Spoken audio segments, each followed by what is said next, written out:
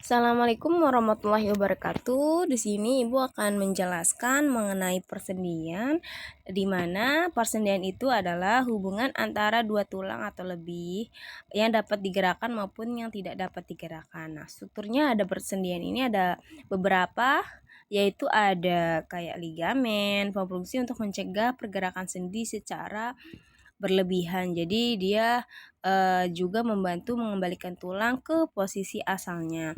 Nah, kapsul sendiri itu dia tuh berbentuk strukturnya tipis tapi berperan atau berfungsi untuk menahan ligamen. Nah, kapsul sendi ini ada kayak beberapa, ada tipenya kayak sinovial, ada fibrosa juga.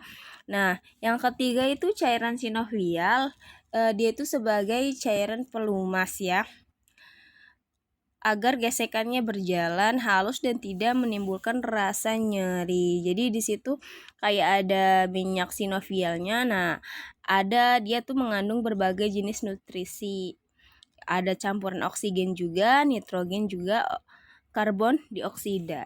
Nah, sedangkan selanjutnya ada tulang rawan hialin terdapat di ujung tulang sebagai bantalan sendi agar tidak nyeri ya saat bergerak. Maksudnya seperti itu. Nah, tulang rawan hialin ini fungsinya sebagai yang tadi ya, bantalan juga atau kalau bergerak tidak nyeri. Nah, di situ ada bursat, merupakan kantung tertutup yang dilapisi membran sinovial ya. Dia itu terletak di luar rongga sendi kalau bursa. Selanjutnya, nah di sini ada beberapa kelompok sendi ya, ada sinatrosis, ada amfiatrosis. Nah, kalau di sini kalau yang sinatrosis itu dia berhubung dengan jaringan ikat.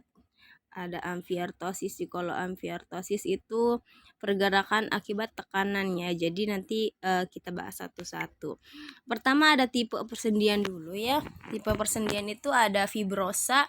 Nah, kalau fibrosa ini sendinya tidak memiliki rongga sendi tapi diperkuat oleh jaringan ikat. Fibrosa.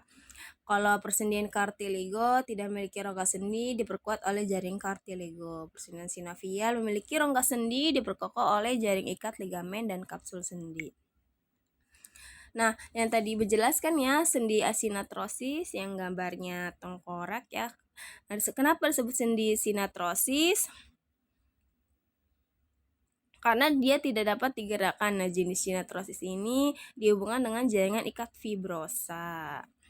Terus ada amfiartrosis, pergerakannya terbatas akibat tekanan jenis sendi atau dia bisa dihubungkan dengan kartilago ya.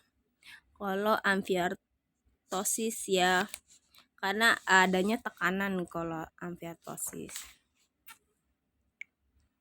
Kalau dia tosis itu dia lebih ke sendi sinovial sih. Contohnya kayak sendi engsel, peluru, pelana, putar, luncur, kondyloid. Nah, kalau engsel sendiri bergerak ke satu arah, peluru bergerak bebas ke segala arah, pelana timbal balik.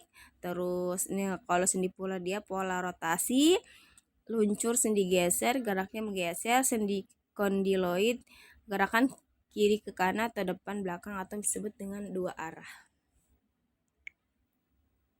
Nah, ini ya beberapa macam sendi dari diatrosis ya. Bisa dilihat di situ kayak ada sendi. Ini sendi peluru, terus ini sendi putar, ada di lengan bahu, di sini sendi putar, di sini ya tulang duduk atau pelvis. Di sini ada kondyloid, bisa bergerak ke kiri ke kanan. Sendi luncur juga ada, bisa di pergelangan kaki atau tangan. Ya, ini sendi pelana di sini. Sendi pelana itu pergelangan tangan atau kerpal. Nah, sendi engsel di sini ya di kaki, bisep atau tricep.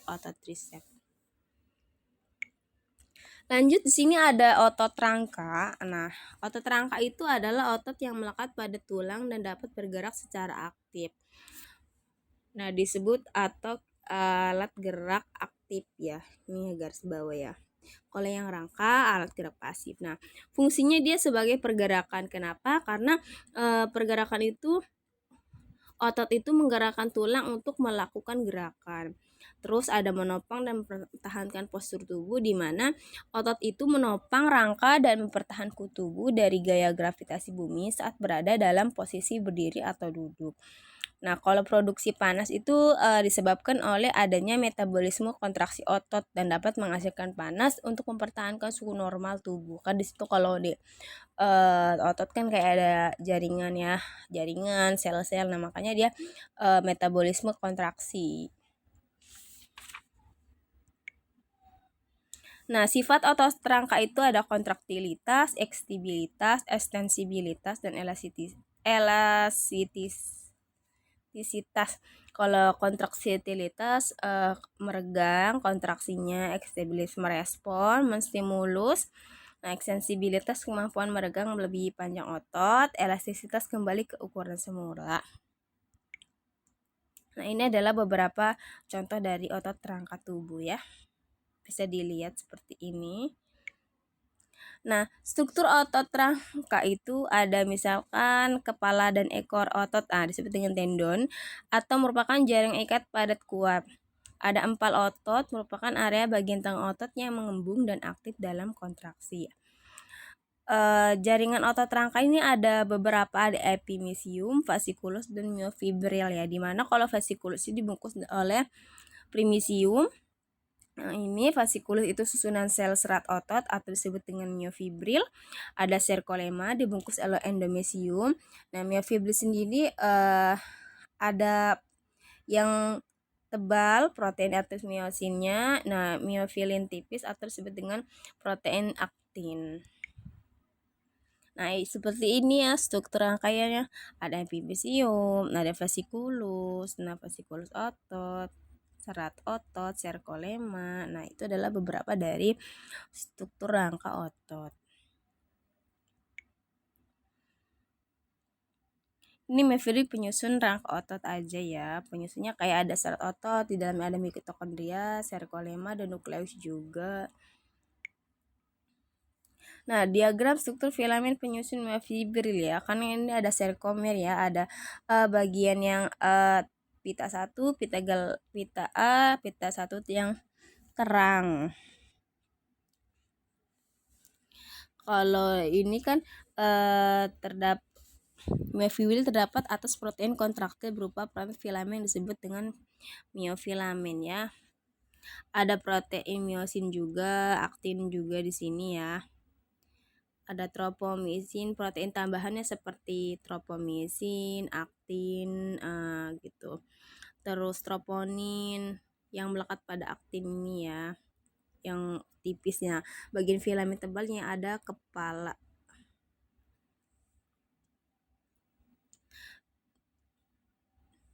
Sudah, lanjut ke mekanisme kerja otot. Dimana kalau mekanisme kerja otot itu ada namanya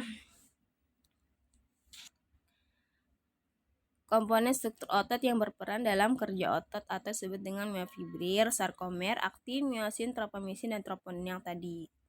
Gambar yang tadi. Terus juga untuk sumber energi untuk gerak otot ada namanya ATP atau disebut dengan adenosin trifosfat, itu sebagai energi ya. Keratin fosfat, glukogen. Nah, juga ada tahapan mekanisme kerja otot. Nah, bicara dengan mekanisme, di mana adanya kalau mekanisme adanya kontraksi otot ya, yang ditandai dengan memendeknya otot menjadi menegang, menggembung. Terus juga otot tidak bekerja, otot kembali mengendur, beristirahat, berelaksasi. Nah, itu adalah mekanisme dari si otot. Nah, mekanisme secara dalamnya seperti apa sih? Di sini ada penerimaan impuls ion kalsium, terus juga ion kalsium terikat ada troponin, terus ada tropomisin, pembebasan energi dari ATP, myosin menarik aktin melalui darah aktif tropomisin, otot memendek. Kayak ini ya. pembebasan energi. Tidak ada impuls atau kalsium kembali ke retikulum sarkoplasma. Troponin menutupi tropomisin atau disebut dengan otot relaksasi. Sifat kerja otot, ada otot antagonis, ada otot sinergis, di mana kalau otot antagonis itu adalah otot yang bekerja saling berlawanan sehingga menghasilkan gerakan yang berlawanan. Kalau otot sinergis adalah otot yang saling mendukung. Contohnya kayak kerjasama otot antar tulang rusuk saat menarik napas. Nah, kalau sinergis ini lebih ke sini ya, lebih ke sistem pernapasan nantinya. Nah, di sini ada beberapa gerak antagonis, yaitu kayak fleksi sendiri ya, ke otot fleksi ya.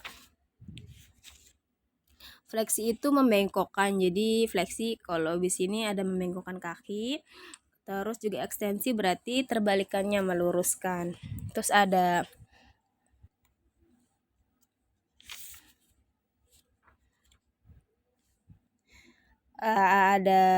abduksi ya di sini. Ada abduksi, ada aduksi. Kalau abduksi dia menjauhi badan, ini abduksi berarti ini menjauhi badan dari kita. Terus kalau aduksi dia mendekati badannya.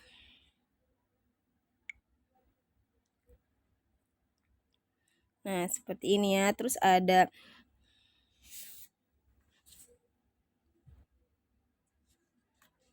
inversi dan inversi. Kalau inversi gerak memutar ya, elevasi berarti terbalik, eversi berarti gerak memutar ke arah luar. Kalau ini ke dalam, kalau ini eversi keluar. Terus ada elevasi berarti menengadah ke atas. Kalau depresi berarti menengadah ke bawah. Ya, ini ya, jadi hanya menengadah. Nah, ada gangguan di sistem gerak, ada fraktur juga, ada lebih ke patah tulang. Kalau fraktur, kalau gangguan tulangnya ada kifosis, tulang belakang melengkung ke arah belakang, lordosis tulang belakang melengkung ke arah depan, skolosis tulang belakang melengkung ke samping atau ke kiri. Nah, kita bisa lihat di sini ya. Skolisis itu adalah tulang belakangnya di sini bisa miring ke arah kiri atau ke kanan. Nah, bentuk tubuhnya seperti ini. Nah, kalau kifosis dia tulang ekornya ke depan. Kalau ini lordosis ke belakang. Seperti lihat di gambar kayak seperti orang hamil ya. Jadi tulang belakang itu lebih ke depan condongnya karena ditarik oleh si janin. Gangguannya ada osteoporosis ya, ada rakitis, terus juga mikrosefalus, ada hidrosefalus. Kalau osteoporosis dia tulang rapuh, tokropos, rakitis pelunakan tulang, mikrosefalus kelainan pertumbuhan tengkorak, terus hidrosefalus gangguan aliran cairan dalam otak. Dia menyebabkan kepalanya otaknya membesar. Jadi kalau mikrosefalus dia kepala kecil, kalau hidrosefalus kepala besar. Layu semu tulang tidak bertenaga. Gangguan pada sendi kayak terkilir akibat sendi, terus dislokasi, pergeseran tulang, osteoartritis, kerusakan tulang rawan, ankilosis, sendi tidak digerakkan, urai sendi, selaput sendi robek, menyebabkan tulang sendi terlepas. Nah, ada artritis peradangan sendi. Nah, kayak gangguan pada otot ada hipertrofi akibat otot yang berkembang menjadi besar. Kalau atrofi menjadi kecil, distrofi kemampuan otot, kelainan genetik, tetanus itu penyakit kejang otot atau dia kontraksi secara terus-menerus ya. Terus ada kram juga, miastenia gravis atau ketidakmampuan otot berkontraksi, atau kelumpuhan ya, otot robek juga ada, otot terkilir juga ada. Nah, sekian dari penjelasan Ibu. Kurang lebihnya mohon maaf. Semoga apa yang Ibu sampaikan bisa dipahami. Wassalamualaikum warahmatullahi wabarakatuh.